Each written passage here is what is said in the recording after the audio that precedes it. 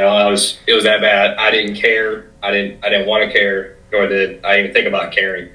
I got a lot more structure and discipline. My dad and stepmom, if I was doing something out of line or something wrong, they sat me down at the table and said, hey, this is what you're doing. It literally shows you, when you're with the right person, they're going to stick by you no matter what. Welcome to the Reign from Within show. I'm Shane, your host. Everybody in life has a story. Some stories are not just about hype, they're about endurance. And today's guest is Jeremy Amerson, a husband, father, and a man who has walked through loss, depression, cancer, and a complete physical transformation. He's lost over 100 pounds working with our team at Strength Evolve. That said, he grew up disciplined and athletic, but life hit him hard in his teenage years after his parents divorced. Later, he experienced the loss of his son, a moment that sent him into a dark season of grief and alcohol. But that's not where his story ends. He met his wife, battled cancer, became a father, and in 2025, made a decision that changed everything, taking control of his health. And as mentioned, he dropped 100 pounds since joining strength training, which we call Evolve, and that helped him become the man his daughter will look up to. This episode is about grief, redemption, fatherhood, and what it means to choose strength when life keeps testing you. If you want to be the next success story like Jeremy, head to strength.com/athlete to learn more. If you enjoyed the episode, make sure you drop a like, subscribe, do a rating, all the good stuff, comment your biggest takeaway. And above all else, I hope you enjoy, and feel free to share this with somebody who needs to hear it as well.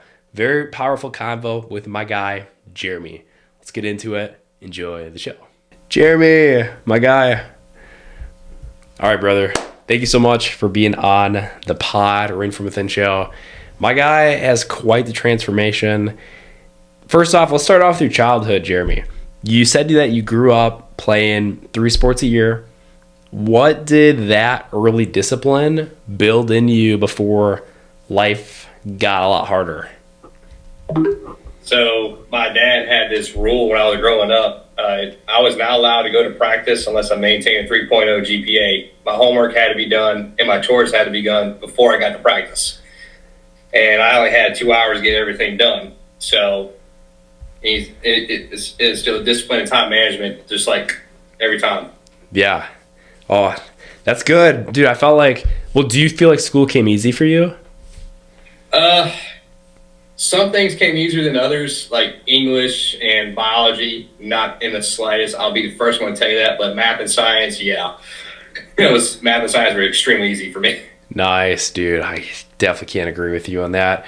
I'm a terrible mathematic. I rely on the calculator for everything, and I failed in, the only class I ever failed in college was stats.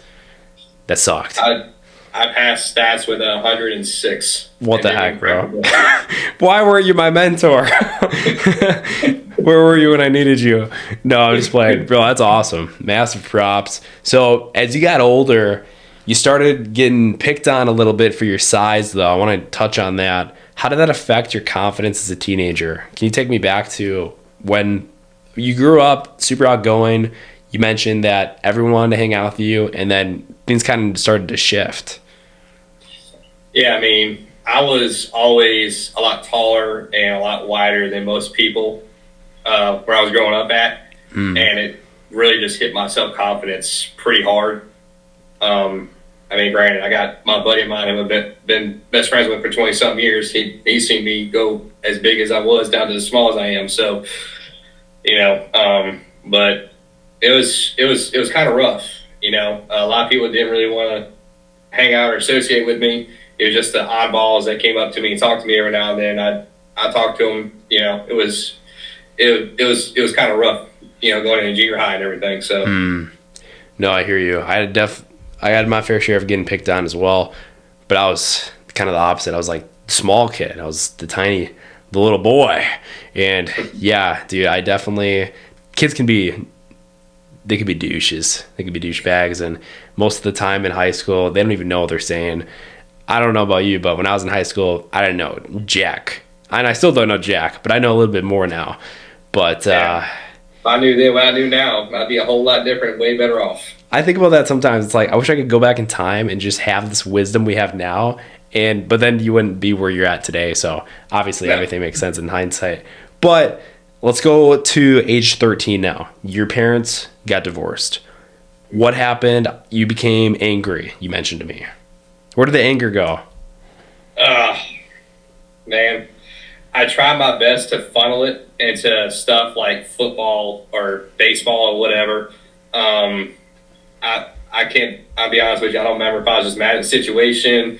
I was mad at like what really happened. I was mad, my sister was trying to take over for my mom because my mom became a recluse for a little bit. And, yeah, that was not a fun time. Her and I were both teenagers and my mom had a home-based business and, we had to go to school and run her business for her while she was doing that.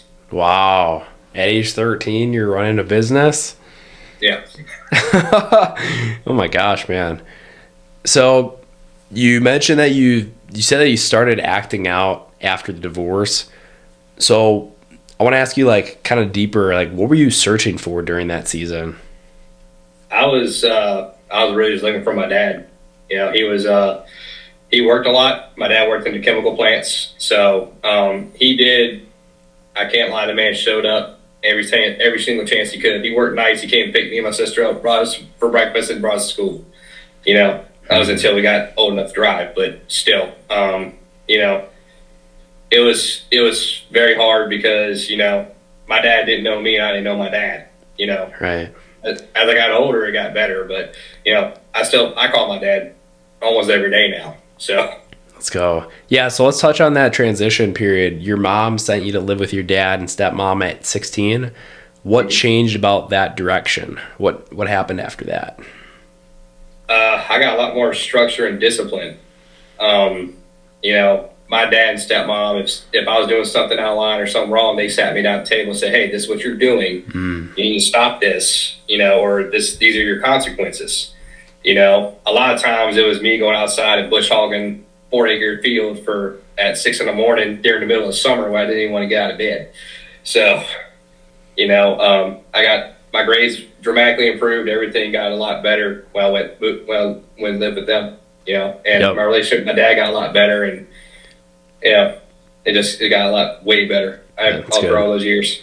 I'm glad that you got a stronger relationship with your dad now. And yeah, we go through sometimes, well, everybody's got different relationships with their parents, but I've gone through seasons where I'm like ticked at my dad versus see him every day right now. And yeah, and then you experience moments where, I don't know, I almost lost my dad a couple years ago and he had this big accident, but thankfully he is doing better now. But yeah, you have scary moments like that. So when did you graduate high school? What year was that? 2011. 2011. All right, cool. So I want to fast forward 5 years now. We're in 2016, and you don't have to go into full details, but I understand your story. You experienced the loss of your son, and that's something that no parent should have to go through. And I'm very sorry for your loss. And I want to hear from you about how that moment changed you. So I went into a very bad depression. I spiraled. Nice way to put it. I mean, dude, I was drinking 3 cases of beer a day and still going to work. Wow. It was that bad. I didn't care. I didn't want to care, nor did I even think about caring. It was just hard, but, my buddy I mentioned woke my butt up. He brought me to church and I got woke up real fast. And, I just had to realize, I have to live every day like he's here. What would he think, me doing this stupid crap? That's good. So your friend, how long were y'all buddies before that? Oh, me and him known each other since we were like 8, 9 years old. Almost okay, 10. So it was your day one, pulled you out of it. Oh, that's awesome. You guys still close today? Absolutely. I mean, his youngest is my godchild, and my daughter is his godchild. So it tells you everything. Yeah, that's like that. Good. Yeah, you mentioned you fell in that depression and you leaned on the alcohol. So I want to ask you, like, before we move on to the next chapter, like, what does grief look like for a man who doesn't really know how to talk about it? A lot of men internalize it. Grief can look totally different ways. A man can be severely angry. He could turn to substance. He can just be quiet as a church mouse. It just honestly depends on the guy. That's the best way I can really describe that. I mean, I was angry in the situation, but I still suppressed it with alcohol. But in light of that, later that year, where I was living at had a major flood. And the mother of my son, it's not my wife. Just put that out there. It's not my wife. Yeah. I didn't meet her till 2 years later. But her grandparents lost everything they had. And me being the smart guy I worked 14 hours a day on purpose. I stacked away, I think, like $30,000 or $40,000. And I gifted it to her grandparents to rebuild their house. Wow. Holy crap. That is very admirable. You Yeah, do that for your wife? Or you do that for you're not your wife? That was for the mother of my son's grandparents. Wow. So I did that. They never did anything wrong. They never did me wrong. They always, they're always very kind to me. And they always called me and checked on me, no matter what. Holy crap. Dude. Wait, what year did that flood happen? 2016, same year. The same year after the fact? Wow, that takes incredible strength, Jeremy. I just want to commend you for that because that was not in the notes at all. So, wow, I got to give you some kind of surprise, man. Yeah, dude, you got plenty. Okay, so let's ring it in. Let's go to 2018, right? Much better. You met your wife that you were out dating last night. So, what was different about her presence in your life? She honestly brought me a lot of light and hope. My wife is very strong in her faith as well as I am. And her and I had very raw conversations since day one. I mean, hell, we've been together 8 years now. As of next month, be 8 years. Let's go. Good. Yeah, I mean, she's honestly amazing. She's stood by me through a whole lot of stuff. So let's go through that. She walked with you through college, and then you had cancer. What did that teach you about commitment? It literally shows you, when you're with the right person, they're going to stick by you no matter what. We were engaged when I got diagnosed, and on top of that, when I had my first surgery, the doctor said I can either take his left testicle, or you could take a risk of losing him. And she said, take it. I want him. I don't care about that. And the odds of us having kids, kids. We got one. Lucky me. Yeah. The odds that happened was 1 in a million. I got one. Let's go, dude. That is amazing. So what went through your mind when you heard that you were diagnosed with testicular cancer? I was shocked, scared, angry, everything you can think of. Yeah. And my wife asked me straight up, she said, are you scared? I always told her no. I was petrified. I'm not going to lie. I was scared to death. I did not care. Yeah. Cancer is not fun. No. I always told her no, and I stood by my faith in that, telling her, if God wants me staying here, He'll make it happen. And, within 2 months, I had 2 surgeries. One removed my left testicle, and the other one removed lymph nodes from my back. And no chemo, no radiation, and I've been deemed cancer-free as of December this past year. Let's go. Wow. Amazing, Jeremy. I'm very happy. I had no idea. I don't think I ever knew that about you. I would have remembered it. Because we met, you joined Strength, last summer? Last May, I think it was. Last May. I'll never forget the phone call when you joined training, man. I don't know if you knew, but Diego and I were in a car, and we were doing the Google Meet with that virtual background. And we were like... Yeah, you could tell. Oh my gosh, we had the seatbelts on. We got the background. Yeah, we had the freaking seatbelt on. Oh man, and it was so hot because it was Florida in May. And I can't fully talk because I understand you understand the heat too. But it's we didn't have the car air conditioning on because it was too loud.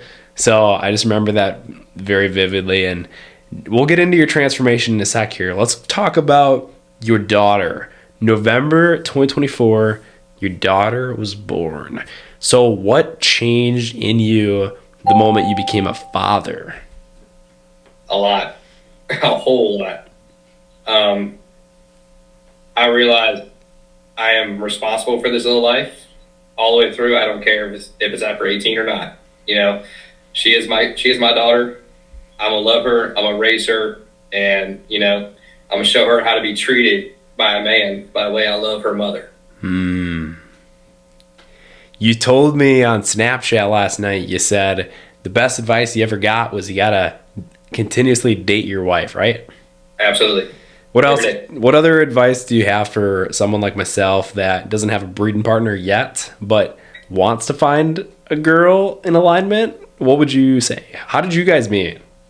Don't laugh, but we actually met on Tinder. Dude, that's like last weekend I was talking to somebody on here and they said the same thing. Yeah.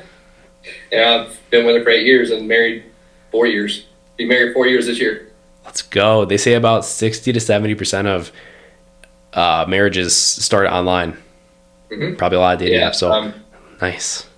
Best advice I can honestly give you is, find somebody not only who you click with, but can be your best friend and life partner, and that you can have those open and raw conversations with, and them not take it out of proportion. Okay. My wife and I we do a mental health check with each other like every other week usually. She's busy, I'm busy. I work way more than she ever will. Sorry, not sorry. It is what it is. You went to Disney World, and we're going to meet each other hopefully in Florida, but I wasn't there, so I apologize. I know. It's your fault. Yep, it is.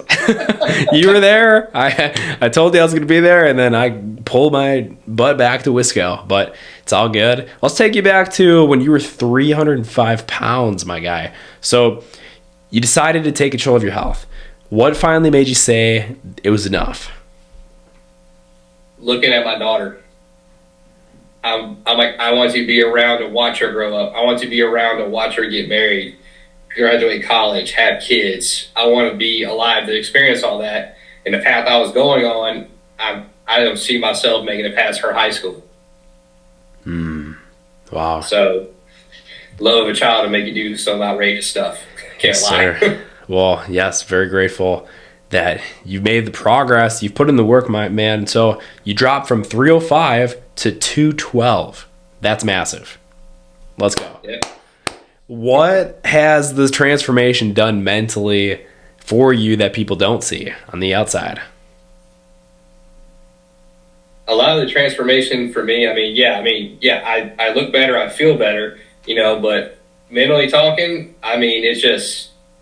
it's a lot easier on me. I have a lot more energy. I can do a lot more. Granted, thank you Testis for Cancer. I take testosterone every other week, which is not a fun time for me. Dang. But that's price I had to pay. But it's more energy, it's more everything, and I always make sure that my time management isn't on point. Diego knows, if I don't make the meeting, usually I need dinner with my wife and my daughter. And Yep. I don't put my phone or nothing near me. Mm-hmm. So it's a lot of stuff, but mentally speaking, I'm 100% at peace where I'm at. Let's go. Yeah, dude, you look great. I'm so proud of you, my guy. It's been so cool. You joined in May. You've been putting in the work, looking shredded. And yes, let's go. So, to kind of wrap her up a little bit, getting closer to the end here, what does it mean to carry scars without letting them define you? What does that mean to you? Honestly, you don't know where you're going unless you know where you've been. Your scars can make you or they can break you. Having scars is not a bad thing. Yes. I have millions of scars between surgeries and, scars on my soul and heart and everything like that from everything that's happened to me in my past. But, you just got to learn how to make peace with everything and realize forgiveness is a very big key. If you don't forgive them, they hold power over you. That The is longer so you hold good. on to it, that's what it is. Oh, yes. I forget what it is. It's in Matthew, but it says if you refuse to forgive those that sin against you, your heavenly Father will be unable to forgive you for your sins. Like, how are you acting as God if you're saying that they aren't worthy of your forgiveness? So we've both been dirtied in the past, especially growing up. And yes, if you can find in your heart to let go of that resentment, we talk about it in the book. I know you haven't read it yet, but you will soon, hopefully. I'm almost done with the other book I'm reading, man. I know. It's here. My guy, you read a lot of books anyways, so props to you for developing the habit for the self-improvement aspect. But law number 14 you'll like a lot because it's all about letting go of resentment. We say it's like pouring a cup of poison for somebody else, but you accidentally drink it yourself. That's what resentment is. It doesn't serve you at all. You're holding on to it. You're holding on to these old stories. I love what you said. You said you don't know where you're going unless you know where you've been. That's a good quote. Let's go. So for someone listening that feels buried under grief or setbacks, what would you tell them about staying in the fight? God does not give anything he can't that you cannot handle. He gives his hardest stuff to his strongest people. Yes, that's so true. He won't give you anything that you don't think that you can overcome, right? That's right. How long have you been in tune with your faith? Like, when did you really dive deep? Was it with your best friend when he's like, "Hey, let's go to church"? It was after my son died, actually. Yeah. Yeah, it was after that, and I got really deep in my faith, and I think it's been 2 years now. I converted to Catholic with my wife. Nice. So I mean, her and I, we go to church less than 10 minutes from our house. Usually, we go on Saturdays. If I have to work Sunday, we go Saturday afternoon. Mm-hmm. But we still go, and we're trying to raise our little one in the church as well. So, yes, that's so good. It's weird because obviously I'm the same boat as you. When I have kids, I'm absolutely gonna want my kids to be in the church scene. When I was forced it with my parents, I didn't want it as bad. I didn't dive into it until it was my own choice. Because I did Awana, it was called, which was like this Wednesday night thing. And then I did CCD. I grew up Catholic. I got communion. I got confirmation. And then now I just jive better with the non-denominational churches just because it's more hip. But I absolutely appreciate growing up being Catholic, and I think that's awesome. Yeah, it's a weird thing. I'm sure you're figuring it out too. Because how old is your daughter? You said she's my daughter's 1. She's one. Dude, what the heck? Let's go. She's up. I'll tell my wife to bring her to me real fast. Let me see. Okay. Let's go, dude. Let's see if she's up. Yeah, man, having kids sounds like it hits different. Can't wait. But I gotta wait. It does. Trust me when I tell you this. Take your time, man. Take your time. I didn't have her till I was crap. She just turned 1. I'm 32. I was 31. That makes me feel good because I'm about to be 26 next week, and I feel like sometimes I think kids my age and even a little bit younger, they think that they're in a rush. They think that it's time to like the next one I see, the next cute girl I see, I'm going to ask her out. Or the next guy I run into for the girls, he's got to be the one because I'm running out of time. Nah, there's no timeline. No, it's not. We're not on timeline. I'm just being specific biology here. Women are more of a timeline than we ever are. That's true. That is true. I'll be the first one to tell you that, and my wife and I were talking about having another one after that one turns 2. And I'm like, God help me, please. Let's go. Here, really quick, what would you say to somebody that's thinking about joining Strength? Do it. Dive in 100%. Don't think twice about it. If you need something, the whole community's there. They really are. I talk to Shane almost daily. I talk to Bryce daily. Yeah. I talk to Diego at least 2 or 3 times a week, at least. So they really care. It's not just, hey, join this fitness, apparel thing. No, it's actually a community of like-minded people. Let's go. Thank you, bro. It's an honor to have you a part of it. I've formed some of the best relationships with people like yourself that put in the work You transform. You don't come in and stay the same. We always tell people that. We're like, no offense, but we don't want you to come in here and stay the same. We don't want anybody to stay the same because nobody does stay the same. You either get better or you get worse. You're either growing or you're dying. So you've absolutely grown exponentially. So let's go, bro. If you want to see, these are just my reminders. You have tattoos, I have tattoos. Yeah. Either of those, mine ain't deep, but there we go. That's the one from my son. Never in my arms, forever in my heart, 5/19/16. That's the day he was stillborn. And then got the lion and the lamb right there. Lions. Let's go. Lion and the lamb right there. It was meant to be. That reminds me, he's the reason I'm on this earth. He's the reason why I'm still going. Yep. Yeah. Not he finished. Gets me up out of my bed. He gets me to keep going, keep spreading his word, keep rejoicing, Yes. Well said, brother. Let's go. Guys, Jeremy, where can they find you in socials? I'm everywhere. Facebook, Twitter. What's your at? Just Jeremy Amerson? It depends on which one you go for. What's your Instagram? I don't even remember my Instagram on top of my head. That tells you something. Oh gosh. Yeah. Look, that's JD Amerson 93. Okay, there we go. Guys, follow Jeremy.